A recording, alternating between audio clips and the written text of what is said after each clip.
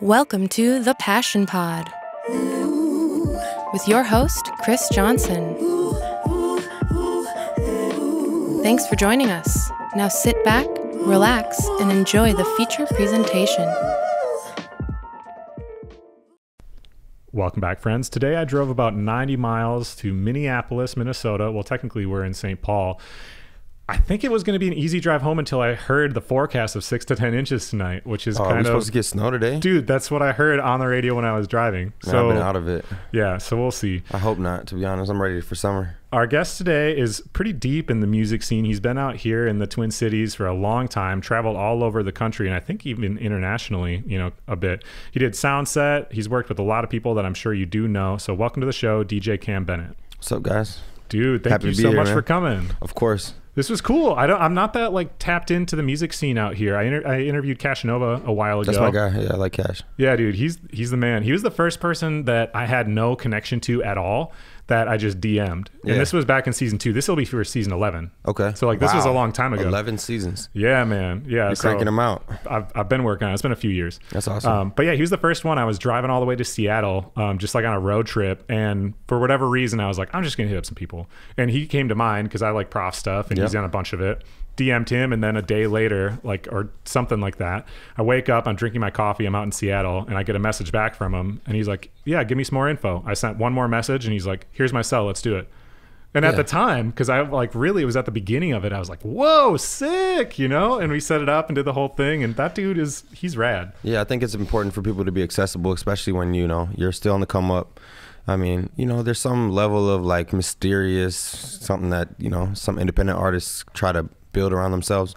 But as far as other people that are trying to help you with your career, whether it's producers, people that have shows, anybody that's, trying to help push you forward, you got to be accessible, man. You got to check your messages, reach back out, even if it's something you're not interested in. There's a polite way to say that too. Yeah, absolutely. And you don't know where that person's going to go or who that person knows that might be able to help in one way or another, or you're going to see this person in the future potentially. If you don't know who that person is at all, you shouldn't be super dismissive immediately. And as you get bigger, you get, hit up for more and more things, and you have to weigh those options and everything like that. Makes sense. But you don't want to just immediately dismiss. Nah, I mean, I've met people that are like, bro, just starting, you only have one EP out, and now you have a manager and an agent that I got to talk to, and it's like, dude, we're just trying to book you for a show. Yeah, things get crazy like that though, man. There's this one dude, Landon Conrath? I've heard the name, but I'm not familiar. He's crushing it. He just passed 30 million streams or something. He's like a Minneapolis kid, and I think he's only 21 or 22. Wow. He played a little house show in Eau Claire because he's good buddies with some mutual friends. Sawyer Bryce was a guest on the show. Shout out to him. Mm-hmm. He does music videos for him and different people. Dope. But he went from 1 million to 30 million streams in the last year. Sheesh. He's blown up crazy. And when I saw him perform, he came and played this garage show. It was a goodbye show for their college house. It was tight, actually. The people that Sawyer brought out for it was dope. But at the time I looked at it and I was like, whoa, you only have 4 songs out or 5, and all of them are in the 40, 50,000 plus streams. He hadn't even put out an EP. He only has one EP out, and it's taken off that much, and he's traveling the country. Yeah, I've met some kids like that, even from being on tour. Here in Atlanta, there's a lot of secretive people that are making music, and it's doing really well, even overseas or around the country. You just wouldn't know. You'd meet them. It might not translate into followers yet. Yeah. But their music itself is just traveling on its own and just getting circulated around. You just don't know. So unless you do research or really look at the analytics behind an artist, you can't just dismiss them, bro, because you never know what's going on. A song could go from 10,000 plays to 100,000 overnight these days. Yeah, no, it really does. And even Landon, he doesn't do much with his socials. So I think he's only got 7,000 or 8,000. I mean, it's a really small number considering what his download stream numbers are. Then sometimes there's people that have more of an impact with their 7,500 followers than some people have with 750,000. Oh, yeah. Well, and there's a lot of fake everything with that stuff these days. But anyway, so let's get back to the beginning of it. So you've been involved in music for a long time. You've been doing DJing for what? It's been more than 10 years maybe now? Around 10 years? It's definitely been at 10, if not maybe a few more. I've been DJing amateurly since I was in 9th, 10th grade. Yeah, because the story that I understand is you showed up to a party and there wasn't really music or whatever, and you're like, I guess I'll play the music because there's nobody doing it. It was kind of similar to that, yeah. Me and my friend Polo, who also is a DJ in the scene now, we were doing parties in high school, and we just didn't have anybody to provide music. We're trying to cut down on cost, so we just decided to kind of do it ourselves. So I remember I had bought like not even like a SB2 or 3, like cheaper mixer than that, like a toy basically. And I was learning how to mix on that. And so yeah, that was like 10th, 11th grade. So that was 2012. So around like the Chief Keef era was when I got started in DJing. And around that same time, I was doing some production stuff here and there, but DJing really became my focus and my passion. Dang, dude. Yeah, and then it took off. I guess I should know everyone these days is younger than me. I didn't realize that you're younger than me. A little bit. When you say like 2012 era, I opened my store. I own a skateboard shop. Okay. That's like where everything started for me. But I opened that in 2014. Okay. So I was still in high school, bro. Yeah, that's what I'm saying. It's funny to watch all these kids though. Like I said, Sawyer Bryce, he's crushing it with a lot of music videos. He's doing stuff with like Kenny Hoopla and a bunch of these people. And like I met him, he was like 19, like little college kid, and now he's flourishing. And I'm like, man, you're leaving me in the dust. What happened? And you know what's crazy is like I feel like I had so much more energy and so much more motivation, and I was also just kind of like, I don't know if it's. I didn't see any of the negatives of the industry yet. Yeah. So it was way easier for me to focus. You know what I'm saying? Yeah, now I'm so jaded to certain stuff that I turn down certain projects, or I don't want to work with certain companies or people because I know what it's like. And so back then I was churning out way more content, way more work, and I was just open to more things. Yeah. I mean, just like we started out talking about. As you go, man, it's like they start to wear on you, bro. Yeah. The industry starts to wear on you, and you only want to protect your peace and your creativity in your own world. So I feel like it can be positive and negative, but back then I was going way harder, bro. Yeah. I feel like now I got a family, kid. Priorities change, you know, and your energy levels change for what you want to put into. When you're younger, there's positives too, because now I have so much more attention to detail. Back then I was just like, man, DJing was just like, just play the song. Now I'm like meticulous. Now I'm like, I have to live up to my last mix. Every single thing builds on what I did before. So now I'm just like trying to push my artistry and my focus to another new level. But back then I think I was going harder because I just didn't see all the evil yet. Yeah. Well, and as you get older and you understand what you're doing a little bit better, you can be more productive with a shorter period of time too, right? Yeah, and I wasn't focused on money either. Yeah. As much. Now I got, $10,000-$20,000 worth of bills every month. Yeah. People to take care of, people that are relying on me and asking me to do stuff. Back then, it was just me and a controller and a laptop, and I was just able to just have fun. So let's talk about then what were the first couple ones beyond the shows that you were, like the parties you were personally throwing? What was the first one you got kind of asked to do? First couple serious ones? Well, right after that, I remember somebody came up to me at that party. I mean, like the first party I DJ'd. And like we were just trying to make a few bucks, just trying to get our names out there. You were like 16, 17? Yeah. But at the same time, I was also involved in doing promoting for some other kids who were like a little older than us, promoting parties. So I wasn't ready to or able or even good enough to DJ their parties yet, but I was still part of that scene. Yeah. So I was starting to brand myself as a DJ, but I remember somebody coming up to me at that party and they were like, hey, can you DJ my birthday party? How much? I was like, shit, I don't know. I probably asked $300, $400. And then I'm trying to think of like the first serious gig that I probably played, and it was like, Was it a bit of a build up to get to that point? It was at Aqua, I think. Aqua nightclub. It was a build up. A lot of it was like these underground parties, and there were like warehouses, summer houses, community centers. It was mostly like high school stuff, early college age kids playing a lot of hip hop. Yeah. A lot of just crazy off the wall, girls twerking, dudes fighting. Yeah. Those type of parties. And then as it progressed a little more, it got towards nightclub stuff. Yeah. Because that's where more money was at. Sure. So how did you kind of graduate from there? Because I always think of like, and I don't want to like evaluate people in any kind of way, but it's kind of like a pyramid, but like exponential, you know, when in a creative realm where everyone wants to do it. So everyone starts at this bottom and it's so crowded. So crowded. One tier up, there's way less people, but it's still real crowded. But each tier that you kind of go, you drop a lot of them off. A ton of them. To the point where now I feel like I'm not at the pinnacle yet, right? But I feel like towards some of those higher tiers that I've reached, some of the different jobs and gigs and companies I've worked with, there's only a few of us in this Minneapolis scene now. Right. There's probably like 8. Sure. 7 or 8. Yeah. I can name them right now. There's like people that are really being taken seriously as hip hop DJs in Minneapolis. DJ Ray Mills, DJ Inferno, DJ Ones, DJ Youngstar, myself. Those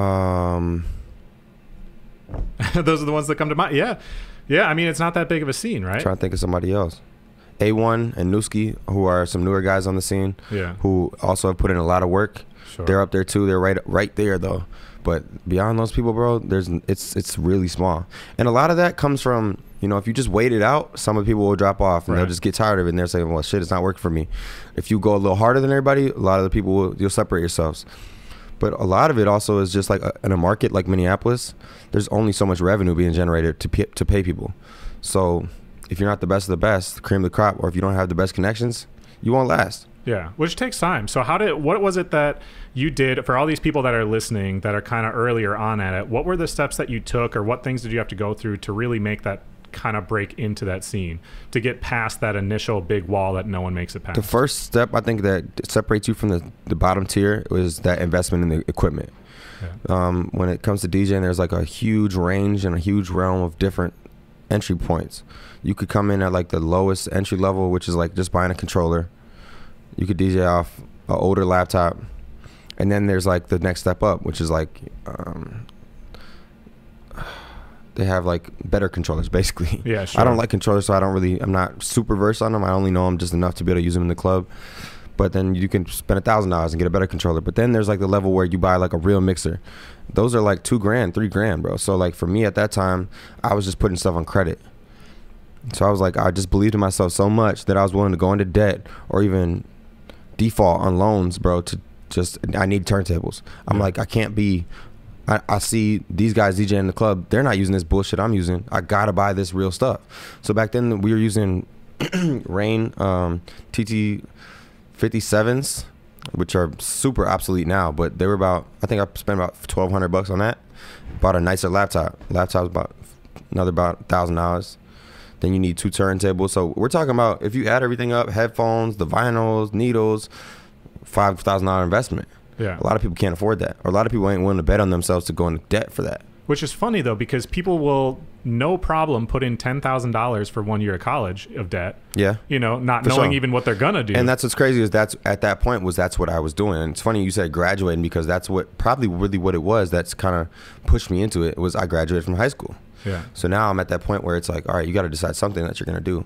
Yeah. You can't keep working and doing these little small restaurant jobs, making a couple bucks an hour. You can't stay at home. My parents were like, you got to get out and do something. And college was that next step. And for me, college was that entry into becoming a real DJ. Because once I got there, I didn't like school, bro. I couldn't focus on school. I never focused on school in high school. So I don't know what made me think I was going to be able to be successful in college. Yeah. Like as far as a traditional college experience, didn't show up to class, partying, you know, the whole story. Yeah. But during that time, I was spending time building my online presence as far as my focus on my niche and the audience I was building. Because a lot of kids around us were trying to do social media. We were doing Twitter, Instagram, Facebook. MySpace had died by that point. But they were just building just followers. They're just like, I want more followers. I'm like, I want followers to know me for a specific thing, and I want these type of followers. Mm-hmm. So during that time, I'm building my online base, and I'm investing.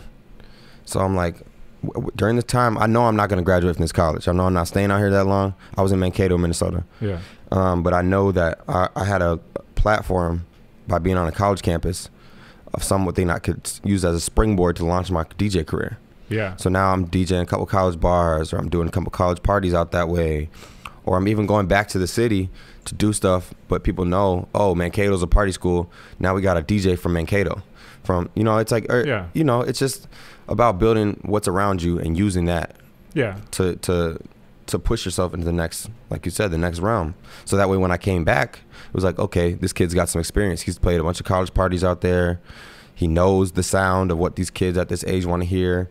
It was like a training ground for me. Yeah, absolutely. And a lot of people, they want things right away. I mean, that's a big problem with Generation Z. Everyone says, right, is they know what they want to do, but they really haven't put anything in. And you have to take yourself seriously if you expect other people to take you seriously. And that's what we're talking about with having the right equipment and everything too. Like if you don't have that, then why do you think that any of these people are going to hire you for these types of things? And if they are going to hire you for anything, if they look at what you're working with and the budget is so small, why would they expect to pay you any kind of real budget either? And I think that's another reason why I needed the equipment. Right. Because when they see you come in with a controller in this hand and a laptop in this hand, they're like, all right, we got $50 for you. Right. They see you come in with 2 carts out of a $60,000 truck, and you loading in 4 speakers, subs. You know, you pull out headphones, and you could tell the headphones cost money, and you got a brand new MacBook. It's like, dude, this dude's invested. This dude is serious about it. Even before they even hear you play, they know you're not just here to just play around. Yeah. because you put money and time into obviously even getting this stuff. So when you show up to a gig, I think that's great advice for a DJ now, is people going to know based on what you bring to that event what level they're going to be willing to pay you for. Yeah. Well, and how you carry yourself and everything else too. Well, that's another thing, and that you could try to explain that to somebody, but that's kind of like either you got it or you don't. Yeah. When it comes to how you carry yourself and your charisma and your bravado, it's something that can't be trained. And I've seen a lot of people on tour try to teach people, like, only thing that could teach you is time or studying other artists. I study artists and I study performers, so I think I gained some of that from that, and I think some of it was just in me. Yeah. Well, yeah, I mean, it has to be. I interviewed this dude, Wayne Hoffman, still one of my favorite interviews ever. He's like a pretty big illusionist. He's been on Ellen and like everything in that niche. It's like a magician. Big. Yeah. Yeah, exactly. He reads minds. That's like his big shtick, right? Okay. So anyways, I'm thinking of David Blaine. I don't know. Yeah, on the same like kind of realm. I'll show you his stuff. He's huge. It's a specific niche. But anyways, I was talking to him, and one of the pieces of advice that he told me was, picture who you expect to be in 2 years and just be that person now. Carry yourself that way. Right. Act as if that's who you are, because that's who you're going to be anyways. And I think a lot of people can't do that. You know what I mean? I agree. I think that you should think further than 2, though. Sure. In 2 years, a lot will change and a lot will stay the same. If you think about who you want to be in 30 years, though, yeah, now that's a big difference. Now that's a wiser person with more experience. That's a person who hopefully has more peace within their mind. That's a person who most likely will have more children or more people that are reliant on them. Most likely will have a bigger company. Most likely will have employees. Yeah. If you're an entrepreneur, most likely will garner more respect. Yeah. Most likely will be more talented. And so that's what I think is, like, who do I want to be when I retire? Yeah. Who do I want to be, my legacy? When my legacy goes down and I don't know, Diddy or Irv Gotti, how am I going to carry myself then? And that's how I want to carry myself now. Obviously, there's going to be some discrepancy, but sure, that's how I picture myself when I walk around, like this guy who's had 30 years of experience as opposed to 10. Because it's like, dude, in 2 years, I'm still going to be me. Yeah. Well, I think you feel like when you see someone that carries himself in that kind of way, whether it's 2 or 30 years, but in general, like, this is the tier, like, I'm going to be on a higher tier than where I am right now. Right. That's when you really feel the confidence without it being cocky, that kind of air about yourself. The humble confidence. Right. Because they know, which then the thing is, if you don't believe in yourself, nobody else is going to believe in you. Right. So if like, that's how you carry yourself, that this is where I'm going, a lot more people when they interact with you are going to believe that and say, cool, well, I want to be there too. You've gotten to work with a ton of people. Who is one of the first people that you've got to work with going back, like at the time that you thought, man, this is dope. I never really thought I'd be at this level. My first big break was Lil Bibby. Lil Bibby's from Chicago. Him and Herb had their come up in about 2012, 13, 14. They became like household names in Chicago. And I've told the story before. I was actually in jail when he had wrote me looking for a tour DJ, and reached back out. He made it real simple to the point where it wasn't even like, to them, it wasn't a big deal. They're just like, yo, just need you to come do this. The time I had been playing shows and stuff, so I was well versed in equipment. I knew what I was doing. I was confident, but I just didn't even really understand what I was signing up for socially, as far as having my name attached to an artist or having their entire schedule become my entire schedule. Yeah. So I didn't really see the longevity of that at the time. Like, and we worked together for like 2 years straight, and that meant a lot of travel, a lot of time on stage, a lot of work with him as far as just us being in studios, bouncing ideas off each other and stuff. And then I didn't anticipate that he took a step back from music to become more of the business side, and he signed Juice WRLD. Oh, wow. And so since then, he hasn't performed on any stages, so we haven't done any more work. Yeah. So, but at the time, I just didn't understand how impactful that would be towards my career. So I knew it was a break. I'm like, this is dope. But I didn't see how big it would be, because once you become somebody's tour DJ, it's like somebody that's actually in the real industry, like mainstream industry, like people that are as big as it gets. Yeah. In hip hop, it's stamping you like, all right, yeah, we think this person's solidified enough that boom, we're gonna stamp them. So now everybody else that they know and people that respect them look at it the same way, like, yeah, you're stamped. Yeah, they vouch for you. I mean, yeah, but I just didn't know at that time that it was like that much of a stamp. I thought it was just like, oh, this is just another artist I'm working with, another show we're doing, another date. And then when I look back, I'm like, damn, it's been fucking 30, 40 shows now. Yeah. It's been a couple tours, this, that. I'm looking at all these flights I done took with these people, and I'm like, damn, I'm really deep in it. What's the big difference in DJing? Because it's very different, I'm sure, to do something for an artist versus like at a club or something where you're the headliner, right? Because you're kind of in the background to a certain exactly, degree. Yeah. I mean, it's obviously the focus is on the artist, so it's not so much about you being creative necessarily. You know, artists, they have different relationships with their DJs. Some of them are like their right-hand man in the studio, cooking up, making beats with them all day. Some of them are just, I'm going to fly to the show, you fly to the show, we meet up that day, and here's the songs I want to play. Every single relationship is different with artists, but I mean, I think one thing that's important with club DJing and tour DJing is just knowledge of the equipment. So to be able to think light on your feet and to be able to be adaptable to any situation, because walking into a performance venue or a nightclub, you never really know what the setup's going to look like unless you've been there before. Even if you've been there before, things might have changed. So just being able to be ready and knowledgeable about how their system's going to work with what you need to do. So whether that means you plugging in, you setting up, understanding just, you know, the files that you have on your laptop. And I don't know, it's all about understanding the equipment and being organized and prepared. Because once it's time to go, if there wasn't a sound check, there's no more fixing nothing. It's just you're in this situation and you got to be ready. Because that artist, all they're doing is just looking back like, what's up? Yeah. They're there to just rap. They ain't thinking about Serato. They ain't thinking about what songs are in what bit rate or what file format or whether a WAV file is going to load. They're thinking about performing. That's it. So you got to think about all the things that they might need before they even think of it themselves. Do you, especially at that time, obviously, like that was bringing you up significantly to be kind of in the background of him as an artist.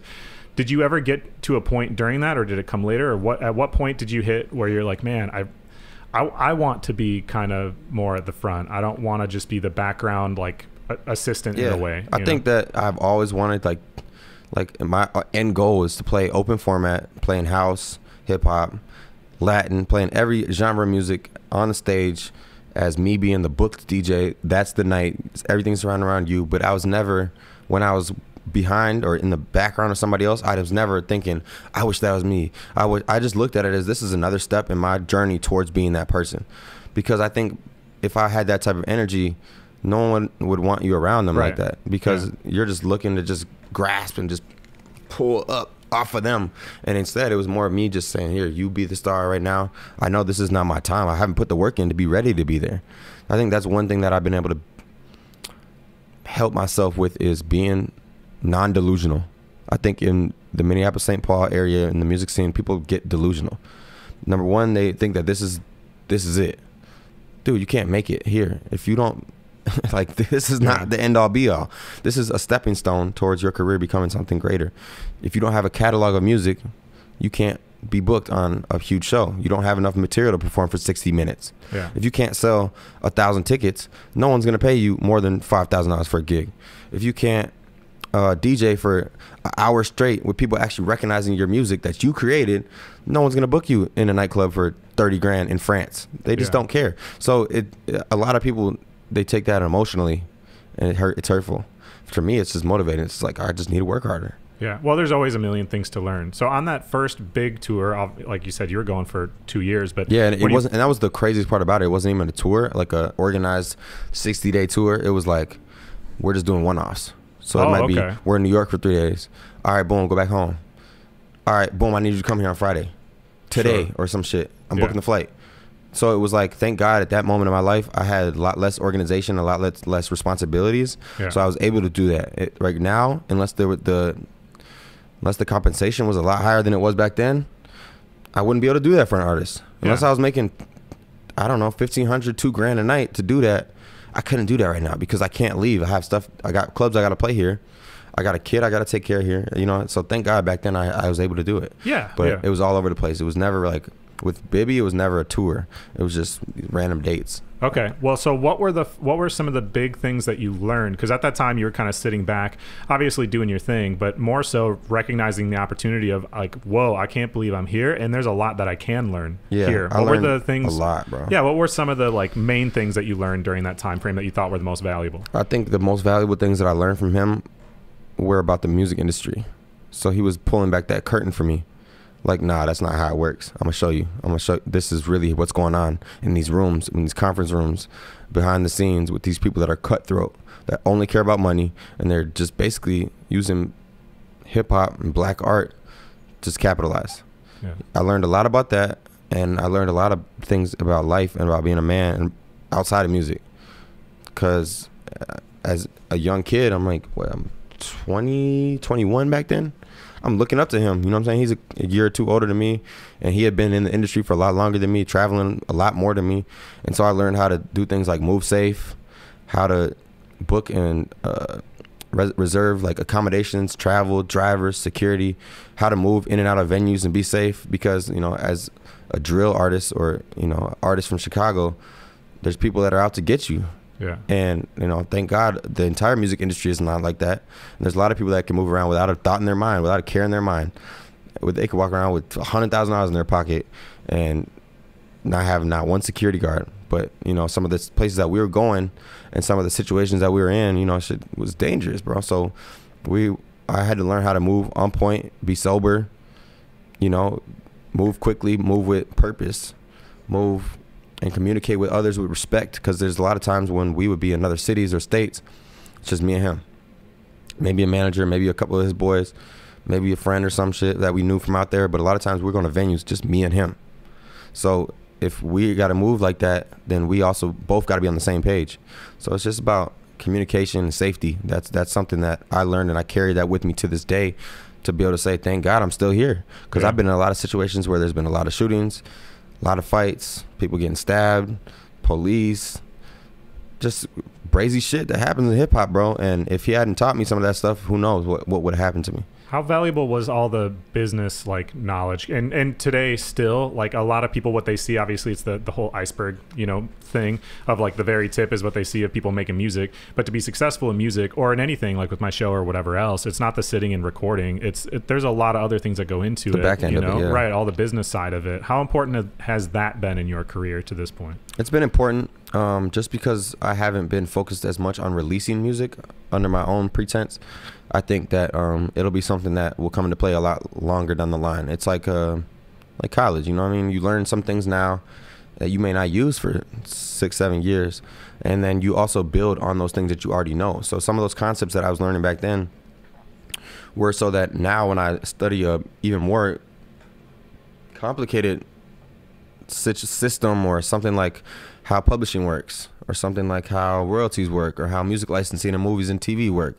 If I didn't understand the basics back then, me trying to understand how the legal and paperwork behind all the things work now, you know, if you don't know what a split sheet is, then how the hell are you going to understand how publishing gets broken down? If you don't understand how studios are compensated, then how are you going to know how to even go forward with recording an artist, you know, that you want to sign? So a lot of the things, I was learning the basics at that time. And so now I think I'm almost to that point where I'm ready to bring some artists into my camp and sign them and help them release their music or put things out as singles as a DJ. But it was so important for me to learn that back then because I didn't know anything. I was coming into it fresh. Yeah. And I think some people are trustworthy, some people aren't. But there's true. Well, because, you know, everyone has to think about themselves first, or their kids first, or, you know, whatever. Like they have. But I think there's a lot of people, because I've talked to a lot of people that think, well, I'll learn this and then I'll just hire somebody to do this thing. Right. Yeah. I'll just hire a manager that'll handle this. I'll hire an editor that'll do this or whatever. But one thing I learned from another guest that I interviewed was, if you don't know how to do this thing the way that you want it done before you hire somebody else to do it, it's not going to get done that way. It won't. And then they could also just charge you whatever. Right. Because you don't even know how much time it takes. Right. You don't know how much time or effort it takes.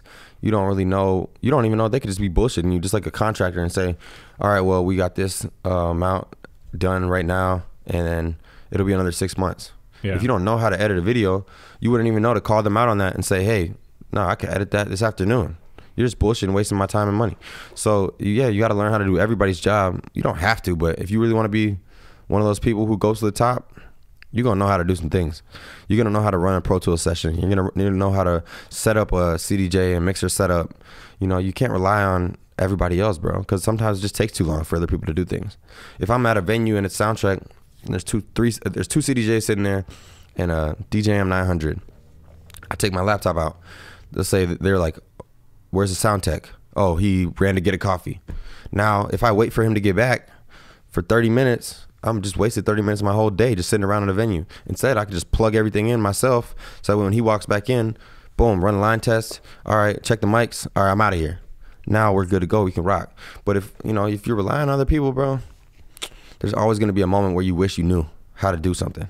Yeah, there's been plenty of times where I put myself in a position where this one person knew how to do something, I didn't, and I've relied on them completely, and then it put me in a really horrible position, and we both lost. Yeah. You know, there's too many people, especially as you get bigger, there's too many different cogs in the system that somebody's probably going to mess up something. Yeah, because right? there's so many unknown factors too, right. Especially like I can use a club night as an example.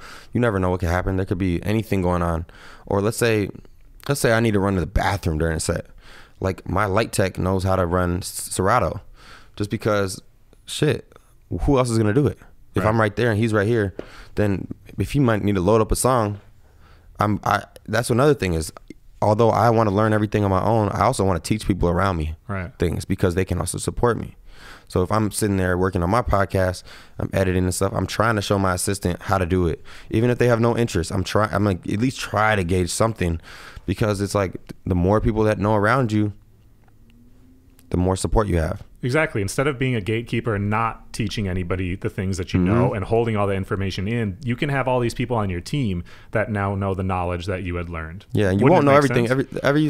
I think everybody should have a specialty or a specific skill set that no one else has, and you're going to be better than anybody else at it.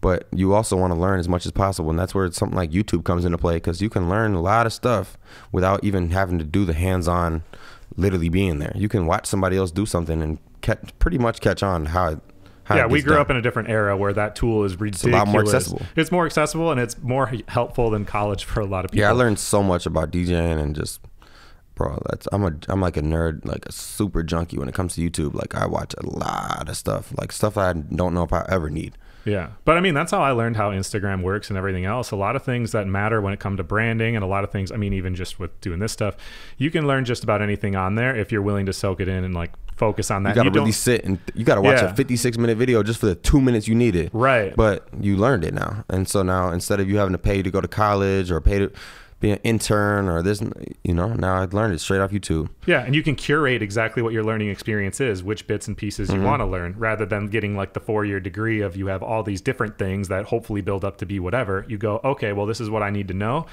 How do I get there? These are the things that go into it, and I'm going to specifically curate that as my list of YouTube things to watch and learn from this month. And the algorithm will also offer you and suggest new ideas of things that they think you should learn. And they're not usually they're not far off. Yeah. They'll be like, okay, you're interested in DJing. Well, maybe you might also be interested in sound engineering too, because, it might go hand in hand. Yeah. And then there you go. Lo and behold, you find a whole new career path because you were interested in something else. Yeah, the algorithm can be really awesome or incredibly frustrating for some people, depending on the situation. As a creator, it's frustrating because you get used to one way and then they change it. Yeah. Yeah. Oh, yeah. Constantly. I get used to certain things that my audience are interested in, certain ways that they want to digest content. I get used to certain times they want me to put things out, and then all of a sudden it's not working anymore. Oh, the algorithm changed, clearly. Lately, one of the best examples is like how YouTube and TikTok is so focused on short form content. So before, you would be rewarded for putting up a 40-minute video because that's what people wanted. Now, if you put out a 5-second clip, it might go viral way faster than a 40-minute video could ever get 1 million views. Yeah. And going viral, I mean, I hate the idea of just exclusively doing that, but I interviewed this creative director for the band Papa Roach, which we kind of grew up on. Yeah. And that's kind of what he does, like, for a living, pretty much. For a whole year there, he pretty much just traveled with his phone, and he works with like Tom Morello from Rage Against the Machine and Daniel DeGraw and like all these people, and he basically just makes their TikToks and stuff, and he comes up with the ideas for all this type of thing. And getting all those views going viral like that, like, even if it's just kind of this kind of gimmicky thing for what that is, it brings those eyes to what your real work is. Yeah, it is kind of gimmicky, and I think you need, like you said, you can't just rely on just virality, because it's here, there, gone the next moment. But it can be a big boost towards your content that you have some real substance in. Yeah. So it can be some, a real positive. If you get a small clip from your podcast that gets 2 million views, maybe 5% of those people will actually go watch the whole video now. Or maybe 1% of those people will subscribe to your channel. Now, the next time when you're ready to release content again, you have some extra eyes on it. Yeah. But it's tough to figure out the balance between the two, because right now we're in a fight between making good shit, making stuff that will get shared.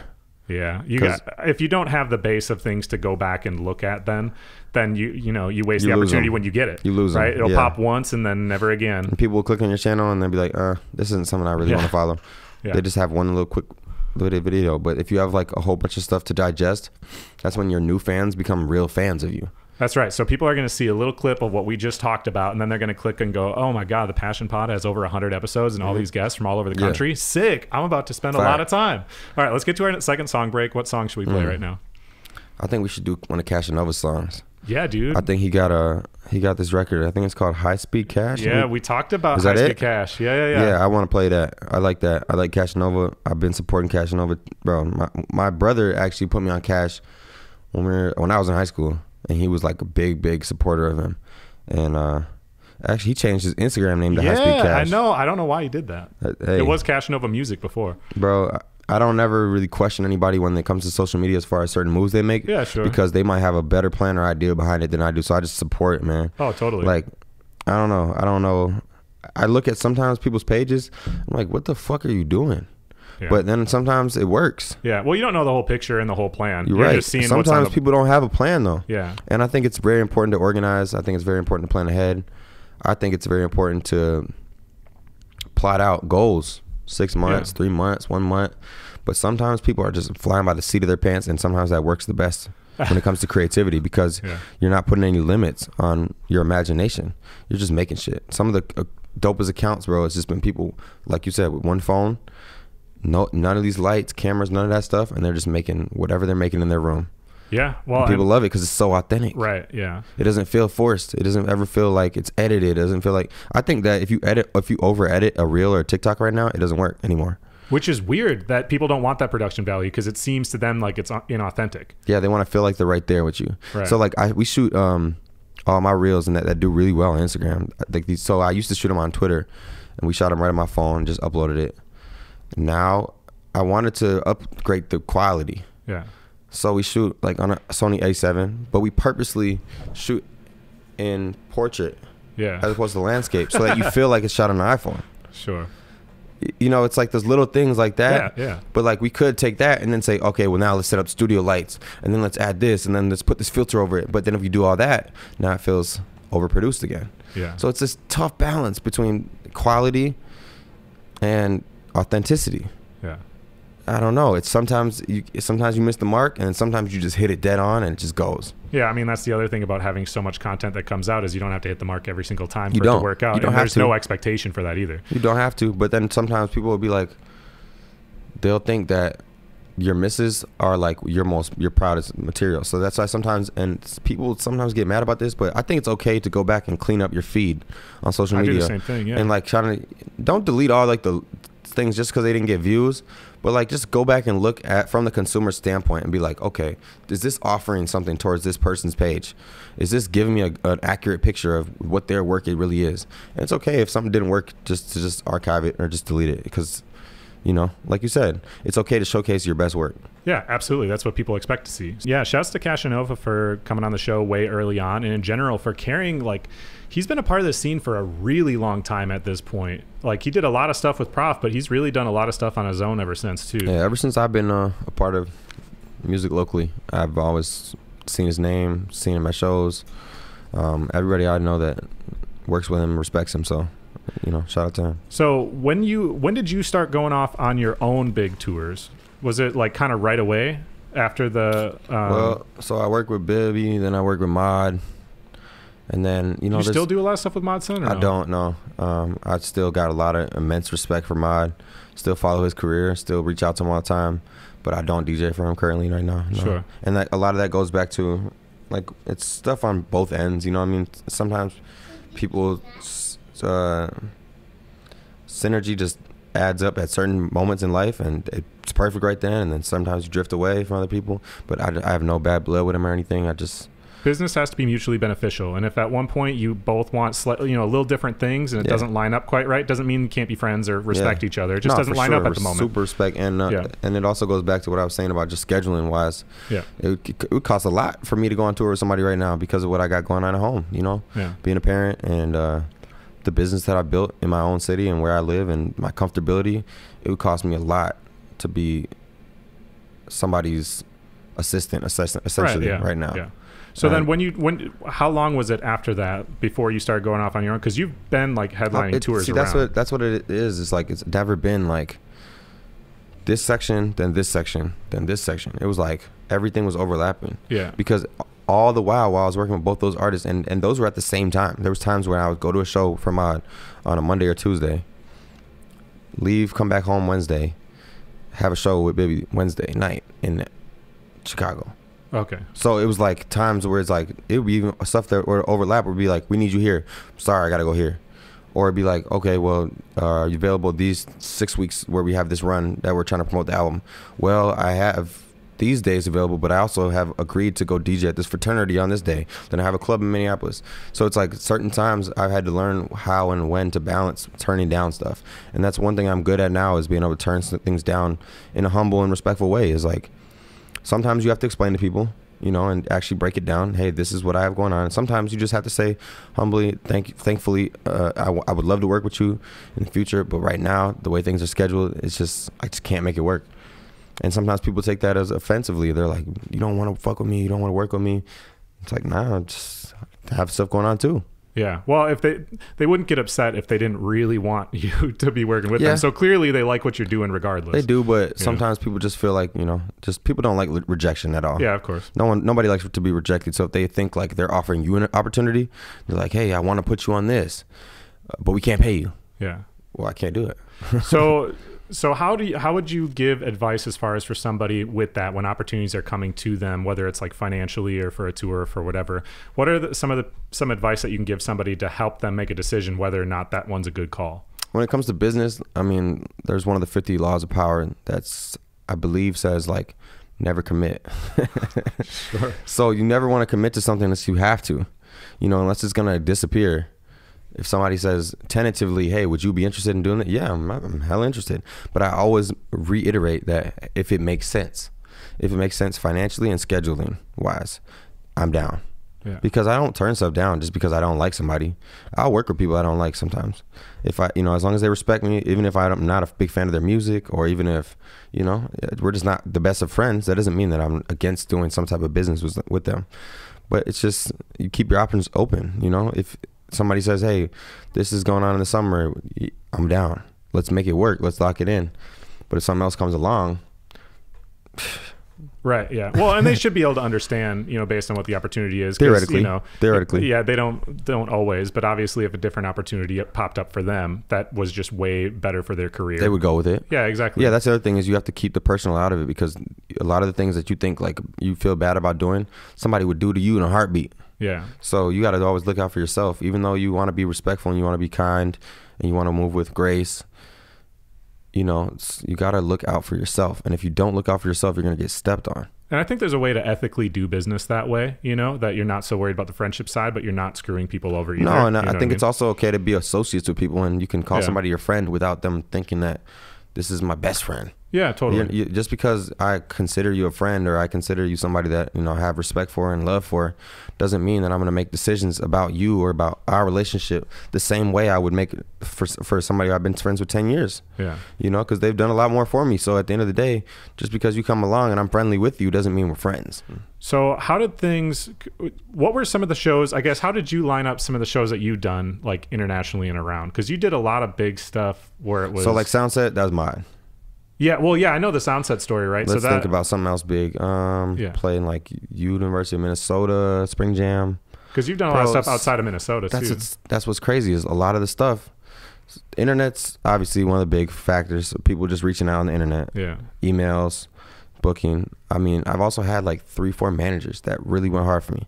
People that are in my life, some friends, some just business associates that really just believed in what I was doing and also saw benefit for themselves. And hey, let me just try to reach out to some people for you, because I'm great at networking. I'm social. I'm outgoing in times, but I'm also really hesitant to like reach out. I'm not a reach out type person. Like I'm cool with responding, and I'm like, I'm down. Hey, yeah, what's up? I'm down. I'm with it. If people run into me in person, perfectly fine, give my number out. But I'm not the person that reaches out and says, yo, can you put me on this? Or, yo, we should book this one day. Like pretty soon we should, hey, do you have availability this month? Like I just always stay to myself in my own little world. And that's sometimes to my detriment, because there's probably opportunities I missed because I just didn't want to either hear yes or no. Yeah. I didn't even want to reach out on my end because I just didn't want to seem thirsty. Sure. So I don't know. That's why it's important to involve other people in your business too, because there's people that are in my life that I do business with still to this day on a daily basis. They don't give a damn about hearing no. Sure. They're happy to hear no. I wish I was better at that. They're happy to hear no. They're happy to reach out and say, I heard 30 no's today and I got 1 yes, and that's a win. Yeah. To me, I hear 30 no's. I'm like, oh my God, that's really discouraging to me. I don't have thick enough skin for that. I wish I did, because I've had that advice from a lot of people that say that the no's, it doesn't matter how many no's you get, because all you're looking at are the wins anyways. Yeah. So you just got to try. And like with Wayne Hoffman, who I mentioned to you before, he just kind of like sent emails and sent one to Ellen DeGeneres' team of like, hey, I do this. Calling. Yeah. And they were like, oh, you can read minds on TV? Sick. Mm-hmm. And then that got him in front of like a crazy big audience. Yeah. What happened with you trying to like settle here now though? Because like obviously being here is a lot easier for family and everything. Yeah. So how did you kind of establish yourself when it's not a massive market to be able to be financially independent in the way that you need to? Obviously it's like clubs and stuff, but like how did you set that up for yourself, and what does it look like for you right now? Well, it's like the internet, bro. Well, I mean, the reason why I chose here ultimately was just because of the love I have for this community and the love I have for this actual environment in the United States. Like when obviously the winter's tough sometimes to appreciate. I like winter sports and stuff like that, fishing, but when it comes springtime in Minnesota, it's just nothing like it. Like summer in Minnesota, it's like I wish everybody could experience how beautiful it is, because Minnesota gets this bad rap about just being cold and depressing all the time. And then also like my child pushed me into settling down and not traveling so much and starting to appreciate where I'm at a lot more.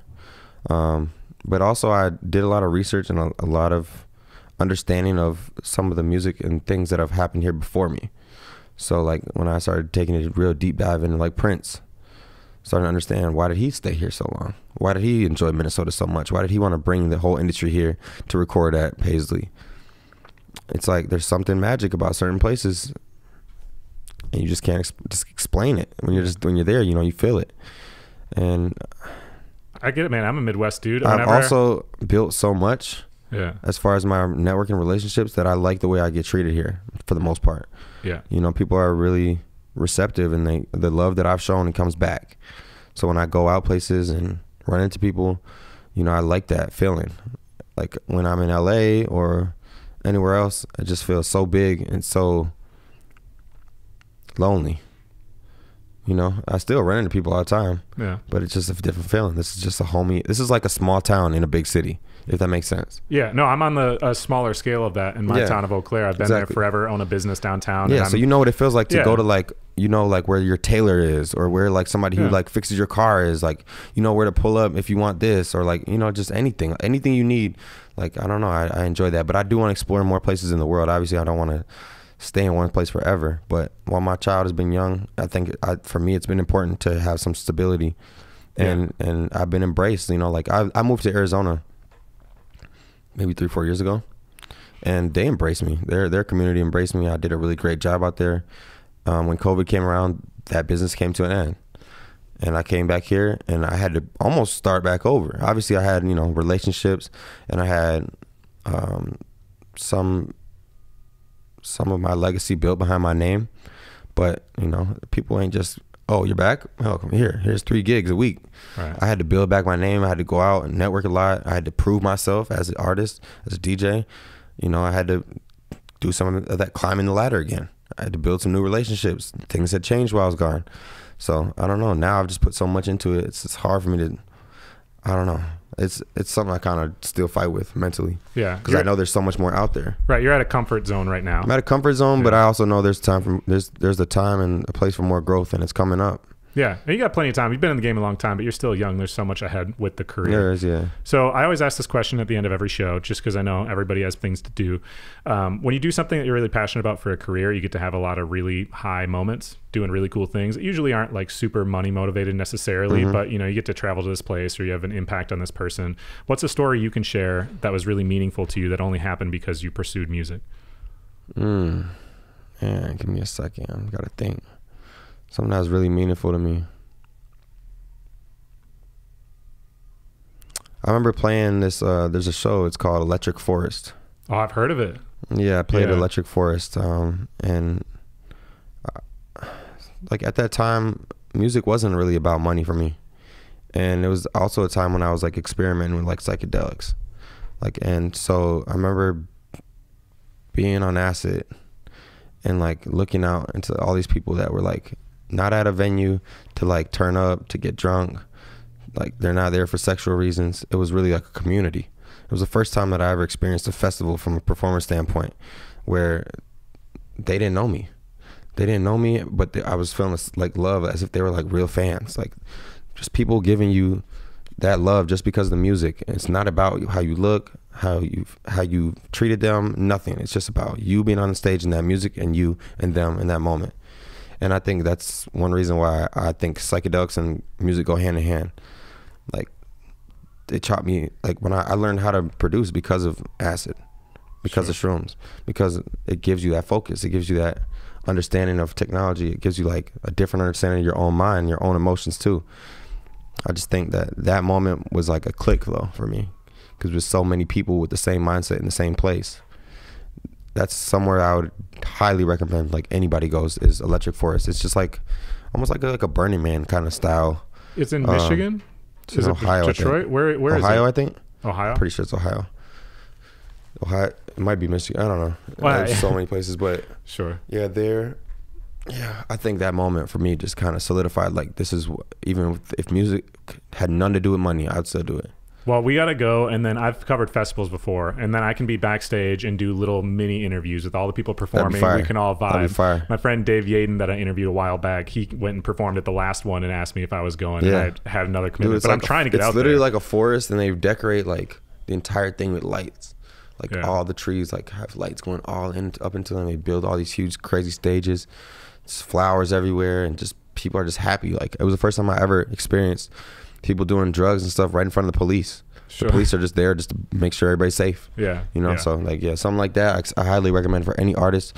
I think that when you do something like a psychedelic, it might even change the trajectory of the music that you like or produce, because you just start to hear things differently, sounds differently, it feels differently. Well, I'm just being with a different audience and a totally different people and hearing the other music everyone else is doing too, right? Because sometimes you get tunnel vision within your lane of what's going on. Yeah, that's one thing I never wanted to get stuck. I never wanted to get stuck in hip hop. Hip hop is so negative in so many ways. Yeah, it's got so much positives too, but when you hear a club set, there's just so much negative language and energy in those songs. Yeah, sometimes you just got to clear all that out. You know, there's nothing wrong with feeling that and just expressing that sometimes, but sometimes you got to clear that stuff out, man. Just that's why I like music with no words. A lot of music with no words, because it's like it can be interpreted however you want. But as soon as you put words on it, you're like forcing it down somebody's throat. I never really thought about it that way. Well, thank you so much for coming on the show. I wish we had all day to chat. Quick, plug yourself where you can find, I mean, you can find yourself everywhere, but what are the main places people can go find you? What's the best way for them to reach out if they have further questions about anything, and where can they see you? I put up a lot of content on Instagram. we've been focusing on like all the mixes that I shoot lately. We put them on Instagram Reels. Down the line, I've been fighting back and forth with doing vlogs. I used to film a lot. I've just been a little more private lately, but you know, I still post a lot on Twitter. It's just DJ Kam Bennett. It is, yeah. K-A-M. Yeah, you'll find me. You'll find me. I'm out there, and I'm also really responsive. You know what I mean? If you're an artist or somebody who's reaching out for the right reasons, I'll try to get back to you. I really try. And where do you perform consistently around Minneapolis? Yeah, I play right now. My residency is on Sundays at Vanquish down on First Avenue. So if you want to hear a dope hip hop set with a twist to it, that's where you can catch me every week. Oh yeah, I'll try to make it on a Sunday. Sundays are hard, right? Because kids got school in the morning. It's a tough day, but it's a unique day. You know what I mean? It's like it's one of those days where it's like it's just fun. I'll make it out. I'll make it out for one. It's a really for fun sure. day. Absolutely. Thank you for joining us for this episode of The Passion Pod. We hope you enjoyed it as much as we did. We'll see you soon.